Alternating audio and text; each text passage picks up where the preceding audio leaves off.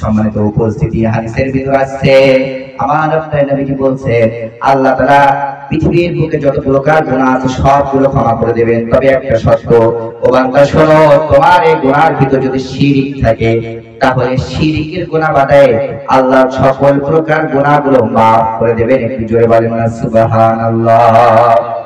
বান্দা তুমি অন্যায় অপরাধ করেছো, তোমাকে maaf করব, তবে শর্ত আছে, তোমার এই অপরাধের ভিতর, তোমার এই গুনাহের ভিতর শিরক থাকা যাবে না। শিরক, আল্লাহর সাথে শিরক করা। আমাদের সৃষ্টিকর্তা কে? আল্লাহ। আমাদের রিজিকদাতা কে? আল্লাহ। আল্লাহ আমার জীবন দিয়েছেন, আল্লাহ আমার মৃত্যুবরণ করাবেন।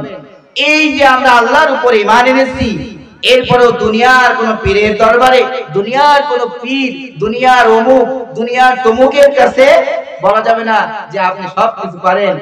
আমাদের সমাজে, আমাদের দেশে এমন আছে যে গণক হাত দেখে বলে যে তোমার এটা হবে, তোমার ওটা হবে। গণক আছে না নাই? আছে না? হাত দেখে না, যে হাত দেখায়, মানুষে হাত দেখায়। আরে বোকা মানুষ, তকদির একজন নির্ধারণ করে দিয়েছেন, তিনি কে?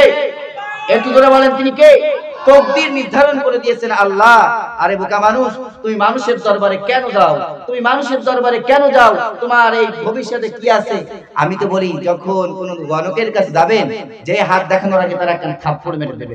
যদি বলে আপনি কেন থাপ্পড় মারলেন, তখন আপনি বলবেন আপনি না জানেন, আপনি তো গণক, আপনি তো ভবিষ্যতে কি হবে বলতে পারেন। তাহলে একটু পরে যে আপনার আমি থাবা মারবো, আপনি জানলেন না কেন?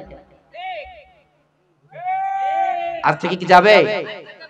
আজ থেকে কোন গণকের দরবারে, গণকের কাছে, কোন পীরের দরবারে যে বলা হাত দেখানো যাবে না। আপনার সন্তান হয় না, আল্লাহর কাছে বলুন, তাহাজ্জুদের নামাজ আদায় করুন, আল্লাহকে বলুন, ও আল্লাহ আমার সন্তান নাই, আমার একটা সন্তান দাও। আল্লাহ দেবে। দুনিয়ার কোন পীর দিতে পারে কি? কখনো পারে না। আপনি অভাবগ্রস্ত, আপনি আল্লাহকে বলুন, ও আল্লাহ আমি অভাবে আছি, ও আল্লাহ আমি অনেক গুনাহ করে ফেলেছি, ও আল্লাহ। আপনি এইভাবে আল্লাহকে বলুন, আল্লাহ অবশ্যই আপনার সবকিছু চাপ পূরণ করে দিতে পারেন কি পারেন না? তাহলে আমরা চাইবো কার কাছে? আল্লাহর কাছে।